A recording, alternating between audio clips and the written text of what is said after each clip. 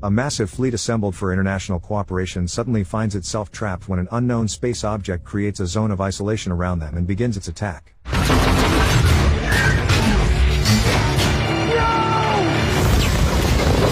2005. Scientists discover a distant planet with a climate that seems almost identical to Earth's. 2006. NASA uses a radio transmission station in the Hawaiian Islands to send a signal to that very planet, modestly naming it Planet G. Assuming life could exist there, humanity never expected to receive not only a return signal, but an alien presence. After receiving the message, the intelligent inhabitants of the distant exoplanet dispatch ships to Earth, and their mission is not friendship, but reconnaissance and war. While scientists are making groundbreaking discoveries, the Hopper brothers are enjoying life. The older brother, Stone, is a sailor who keeps a cool head and thinks strategically, while Alex is a typical reckless troublemaker and slacker. The only thing that interests him today is a birthday celebration, and instead of cake, he wants a beautiful blonde at the bar. After meeting her, Alex promises to fulfill any wish she makes. When he learns that she wants a chicken burrito, he decides to go to extreme lengths. The store across the street closes right in front of him, but that does not stop the daredevil. He climbs onto the roof, breaks inside, and smashes everything around him just to grant her wish. Even the arriving police officers and a stun gun cannot stop him, because keeping his word is a matter of honor. Stone sees nothing heroic in this, since Samantha is the daughter of an admiral who could have him expelled from the Navy once and for all. Determined to straighten Alex out, Stone informs his younger brother that he is taking him into the Navy. 2012. In the Pacific Ocean near the Hawaiian Islands, large-scale international naval exercises of the Asia-Pacific nations begin.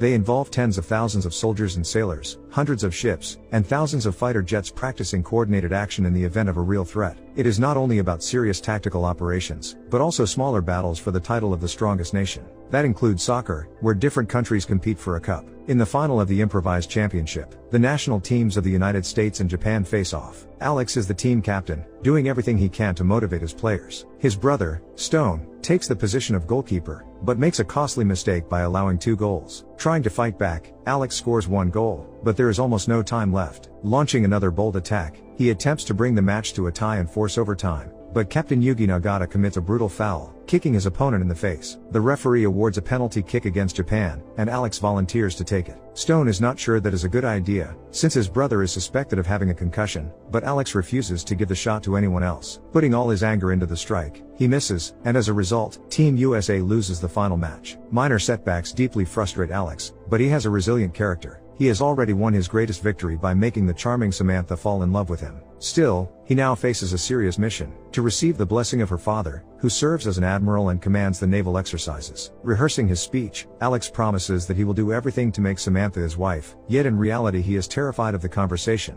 because this is not only her father, but also his superior officer. The next morning, the couple arrives late to the ceremonial speech marking the opening of the exercises, something Admiral Terrence immediately notices. Shortly afterward, his daughter asks her father to give Alex just a few minutes, but he is too afraid to approach him. Instead of speaking with his future father-in-law, Alex heads to the restroom to wash his face, where he runs into Nagata. Deciding to finish the conflict that began on the soccer field, Alex attacks the Japanese captain with his fists. Soon, both of them stand before the admiral, awkwardly reporting what happened and explaining the bruises on their faces as the result of a random slip on a wet floor. Terrence asks to be left alone with Alex to talk about his daughter. Alex cannot bring himself to confess his feelings or his intention to tie his life to Samantha, which only deepens the admiral's disappointment. He sees that Alex is a daredevil, but empty inside and incapable of responsibility. Unlike his older brother, he sets a terrible example for those around him, and these exercises will be his last. A few hours later, a group of warships heads into the Pacific Ocean for joint drills. Alex is a lieutenant and the tactical officer aboard the destroyer John Paul Jones, while his older brother is the commanding officer of the destroyer Samson. Demanding an immediate meeting, Stone warns his brother that he is being dismissed. There is nothing he can do to change the situation, and he is disappointed that Alex failed to justify his trust. Before entering the designated combat training zone, Alex calls Samantha. He does not dare mention his upcoming dismissal, but he asks her to forgive him for all the foolish things he has done lately. At the same time, something strange begins happening in space. The head of the Signal Beacon program receives a message that several objects are approaching Earth. It is not a meteorite or random space debris, but 5 ships moving in formation. After contacting NASA and other agencies, Dr. Nogrady and his assistant Cal, who works at the Hawaiian station, realize these are visitors from Planet G, who received the signal 6 years ago. Their intentions are unknown, which means preparations must begin for a potential threat. On their way to Earth, the aliens' communications ship collides with one of Earth's orbital satellites and explodes. A few minutes later, 4 objects splash down into the Pacific Ocean near the site of ongoing naval exercises. The exploded vessel falls back to Earth in fragments, scattering debris across several locations including Germany, Scotland, Australia, and others. The most devastating impact strikes Hong Kong, where massive destruction unfolds. Entire buildings collapse like matchboxes, and 25,000 people lose their lives in the catastrophe.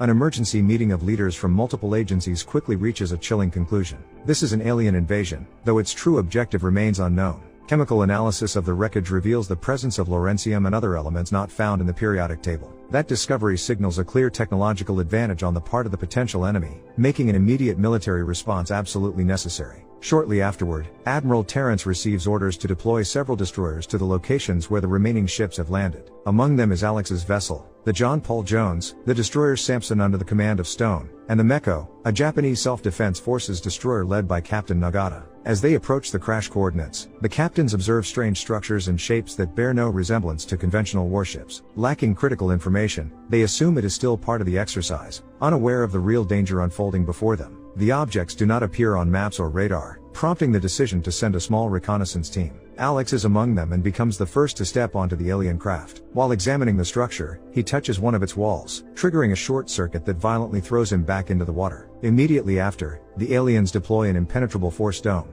The Admiral orders forces to break through, but one of the fighter jets crashes in the attempt. The alien ships use the dome both to suppress communication signals and to seal off the surrounding territory, including the nearest islands. Watching the situation unfold, Stone orders a sound signal to be transmitted in an attempt to establish contact with 3 alien stingers that had previously remained underwater. The alien aircraft interpret the signal as an attempt to use sonic weaponry and respond in kind. The resulting sound wave is powerful, causing minor damage to the destroyers. The crew of the Samson is stunned but not defeated, ready to escalate their response. The John Paul Jones is the first to engage in combat, firing multiple shots toward one of the stingers. Evading the incoming shells, the alien craft retaliates with weapons resembling rapid-fire mortar batteries. The destroyer activates its air defense system, intercepting most of the projectiles mid-air, but one lands near the captain's bridge. The explosion kills all senior officers on board. Witnessing the devastation, Stone orders immediate action and commands his crew to open fire on the aliens. Their shells fail to inflict damage, and in return several enemy rounds strike their ship, causing further destruction. The Stinger locks onto the John Paul Jones, determined to destroy it and then finish off the small boat carrying Alex. Trying to protect his brother, Stone orders his crew to keep firing and draw the enemy's attention to themselves. The moment they follow through, their destroyer is hit with a relentless mortar barrage. Dozens of shells embed themselves into the hull, and seconds later a devastating explosion tears the ship apart, burying the vessel and everyone on board. Watching his brother die trying to save him, Alex climbs back aboard and demands a full status report. When he learns that all senior leadership has been killed, he assumes command and orders an immediate attack. The John Paul Jones charges forward, but the Japanese ship decides to pull enemy fire away, launching several precise shots. Becoming target number 1, the Meko is showered with incoming mines. Several strike near the forward gun turret, and the resulting explosion snaps the destroyer in half. Alex refuses to back down and wants to finish the fight, even if it means they all die, but his crew pleads with him to reconsider and save the survivors. To everyone's surprise, when they turn to rescue the Japanese sailors, the alien Stinger does not attack and instead remains motionless, as if waiting. Immediately after the massacre in the Pacific, the alien mothership deploys several shredder drones to one of the nearby islands. Each drone is made up of countless ultra-durable blades capable of slicing through anything in their path. Equipped with advanced recognition systems, they analyze targets before striking with precision.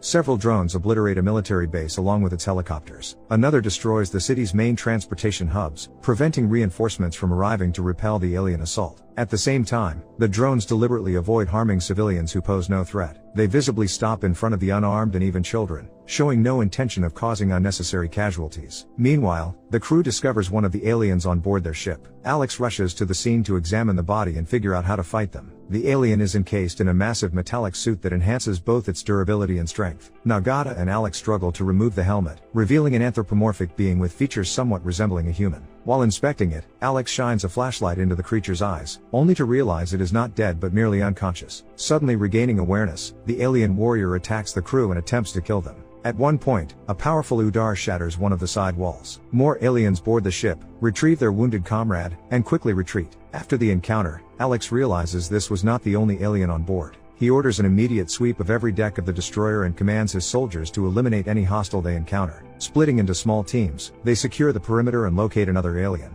It rushes toward a technical compartment, intent on destroying communication systems and weapons. One brave sailor tries to stop it, and soon Alex and his lieutenant Vels join the fight. Drawing the alien's attention to himself, Alex instructs Vels to take position behind the gun and prepare to fire. He deliberately lures the enemy into a trap, and at the perfect moment, the gunner delivers a single precise shot straight to its head. Soon, another small alien craft, more like a capsule than a ship, heads toward one of the Hawaiian Islands. It lands near a satellite communication station, and moments later several aliens emerge. The station is clearly their objective, something Samantha, a physical therapist who works there, quickly realizes, along with her patient Mike, a disabled war veteran who still longs to serve his country. Recognizing that this is an invasion and that everyone must do their part, they ignore the sheriff's warnings and refuse to evacuate to a safe location. As the police move higher up the hill, the aliens attack and brutally eliminate them as potential threats. Mike and Samantha climb higher as well, witnessing firsthand the destructive power of the extraterrestrial enemy. Realizing they must reach the communication station, the pair decides to use a spare police SUV parked farther down the slope. To do that, Samantha needs to steal the keys, even though aliens are everywhere nearby. Fortunately, she manages not only to hide but to complete the task. When they return to the vehicle, they encounter Cal, alive but shaken. The three of them quickly understand that the aliens did not come here by accident. Their mission is to establish a signal using human communication towers to contact their home planet. They intend to transmit a message that will summon reinforcements for a full-scale invasion and total conquest of Earth. Mike is ready to sacrifice himself to stop it, but Samantha insists on developing a more effective and safer plan. At the same time, leadership in the United States and other countries reaches the same conclusion. Their objective is to destroy the communication towers, but they are located on an island protected by an energy dome. The only forces capable of breaking it are the destroyers trapped inside the perimeter, yet the Admiral has no information about the fate of the three ships. Captain Nagata and Alex realize that the aliens do not see them and do not perceive them as a threat. Otherwise, they would already be dead. They cannot use targeting systems, sensors, or navigation tools, because the enemy would detect those signals and launch a counterattack before the first strike even lands. Nagata proposes an old but effective tactic once used by Japanese vessels during World War II. For blind detection, they can rely on data from tsunami warning buoy systems. Using this clever workaround, they create a projection map marked with points and squares that reveal the precise location of the enemy. The layout resembles the board game Battleship, where the objective is to identify coordinates and strike. Careful analysis allows them to pinpoint the position of one of the ships, but it remains in constant motion, forcing them to predict when the enemy stinger will reach the calculated sector. Acting on estimation, Nagata and Alex order Tomahawk missiles to be launched into a designated square, but they miss. Several enemy shells immediately follow in response, yet their ship executes a quick maneuver, pulling back just far enough for the projectiles to detonate harmlessly in the water. Continuing their efforts, the commanders order a second strike into an adjacent sector, but again without success. Two enemy stingers not only evade the attacks but slowly advance while preparing to fire back. Calculating timing and trajectory with precision, Nagata commands one more strike. This time, the execution is flawless, and they successfully destroy two stingers. Meanwhile, Samantha, Mike, and Cal realize they have to act fast. The best option is to contact one of the destroyers and request a missile strike on the communication towers. Fortunately for them, the signal transmission to Kepler is only possible once a day at around 9 a.m. and they have 4 hours before that window opens. To reach the ship, Cal sneaks onto the base and steals old communication equipment. While there, he comes face to face with one of the aliens. The creature does not see the timid scientist as a threat and lets him escape. Once Cal, Samantha, and Mike make it to a safe location, they manage to contact Alex and his crew. They explain the urgent need to strike the island and provide the exact coordinates of the target. The destroyer cannot carry out the mission right away because the third stinger begins hunting them. The aliens have learned from their mistakes, so their ship moves unpredictably, making it impossible to lock in a missile strike. Realizing they have no chance of surviving a direct confrontation, Alex decides to outsmart the enemy. Not long ago, one of his subordinates studied an alien helmet and discovered that their eyes are similar to those of snakes. Taking into account the structure of their retinas and the design of the helmet, he theorized that the aliens cannot tolerate direct sunlight. That insight gives the crew a tactical advantage and allows them to prepare for battle. Sailing toward the reefs, the destroyer positions itself for a head-on attack timed precisely at sunrise. As soon as the enemy stinger appears in front of them, Nagata and Alex fire high-caliber sniper rifles at the tinted viewing glass of the stinger's command deck, blinding the aliens. With the crew incapacitated, the destroyer opens fire with every weapon on board, tearing the paralyzed enemy vessel apart. The crew barely has time to celebrate before the alien mothership launches several drones. They rip the destroyer in half, but fortunately most of the sailors survive and escape in inflatable rafts. Watching the ship's destruction from shore, Mike and Samantha realize no one is coming to save them. They are on their own. The only way to stop the signal from being sent into space is to damage the enemy's communication system. Samantha uses an SUV as a battering ram to tear through the cables, but she crashes. The aliens surround them, and Mike chooses to sacrifice himself so she can get away. He fights one of the aliens and even rips off its helmet in an attempt to blind it. For a moment, it seems like he is about to lose, but the cowardly Cal finally finds his courage and steps in, saving both Mike and the trapped Samantha. Meanwhile, the surviving sailors return to the island and decide to continue the fight, this time aboard the decommissioned battleship USS Missouri, now preserved as a museum. Veterans who had arrived for the military exercises agree to help operate the old war machine with its unique controls. Soon, the battleship moves into position to strike the island, but the alien mothership appears before them, ready to stop the attack. Seeing them as a threat, the mothership prepares to unleash mortar fire. Suddenly, Alex realizes something crucial: the alien sensors detect weapons that are loaded and aimed directly at them. He orders the guns turned away, preventing the aliens from firing. The tactic works perfectly and becomes a brilliant deception maneuver. As they close in, the ship drops anchor, allowing it to brake sharply and pivot mid-movement. The guns that had been turned aside now face the enemy head-on, delivering a devastating, precise strike. The mothership retaliates with mortar fire, but the battleship is too massive and heavily armored to be sunk easily. Using every available weapon, Alex's crew destroys the final alien ship, causing the energy shield to collapse. At the same time, the aliens on the island manage to restore the signal transmission. They are ready to contact their home world and call in reinforcements to begin the full-scale invasion of Earth. But Alex and his crew are still standing. The main gun is damaged, forcing the sailors to manually haul a 500-kilogram shell into position.